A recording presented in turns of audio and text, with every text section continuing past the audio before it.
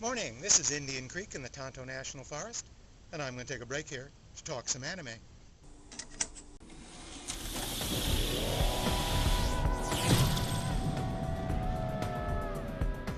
Armitage III Dual Matrix is a 2002 OVA sequel to the 1994 Armitage III OVAs and their Polymatrix movie edition. It's released in North America by Genion. If you haven't seen the earlier Armitage, I'm going to drop a few spoilers here to that one as I discuss its sequel. The story starts a few years after the original. It picks up the story of Naomi Armitage, the sexy third-generation combat robot woman with a womb. She's now married to Ross, her mostly human ex-cop partner from the first one. They're now living under assumed names on Mars, using assumed names because they're fugitives, of course, from the first OVA. They are now raising their young daughter, Yoko. Armitage is the housewife and PTA mom, or robo-mom. Ross is a security guard at a local factory. Life is all Ozzy and Cyber Harriet.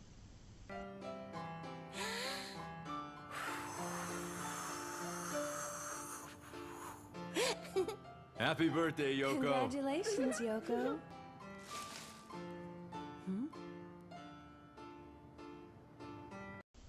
This time the action's going to be back down on Earth. Earth is the hotbed of anti-robot violence now. When a private anti-robot militia destroys an entire facility full of robots, Armitage gets a transmission from one of those dying robots.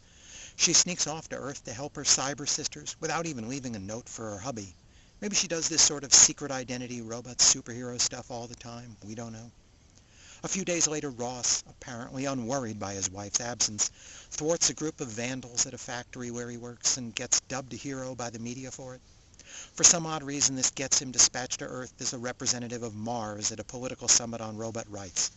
For some even odder ribbon he accepts. Neither of this pair's current activities seems wise for a couple of wanted fugitives. Both of them will soon be recognized for whom they really are, and more trouble will follow. The plot's a little complicated between an anti-robot militia, a political debate on Earth over robot rights and regulations, plus a ruthless industrialist out to learn the secrets behind them thirds. Little Yoko is the obvious weak point for both Armitage and her husband Ross. The bad guys go right for the kid. The plot also relies on several inexplicable contrivances, such as Armitage running off without keeping in touch with her husband and daughter. They don't have cell phones in the future. Maybe her cybernetic brain isn't all it's cracked up to be. The plot's also full of coincidences, such as an injured Armitage dropping in on just the right cyber doc who can fix her up. That part, by the way, reminded me a little bit of Battle Angel from the start. But this is an action story, and the plot exists mostly to set up the conflict, so Armitage can either look cool or heroic or both. The final third of the hour-and-a-half video is one prolonged battle scene as Ross and Armitage try to escape Earth with Yoko and get a shuttle back to Mars. It's set in a completely empty spaceport terminal, which made me wonder, have you ever seen a deserted airport with a plane all fueled and waiting at a gate? As they make their way up to the departure point, I was beginning to wonder if they were climbing all the way back to Mars. It's such a long, drawn-out fight, it actually gets a little tedious. If you do not leave within 10 seconds, you will be removed by force. 6, 5, The name's Armitage, and I want my kid. 3, Move it! 2.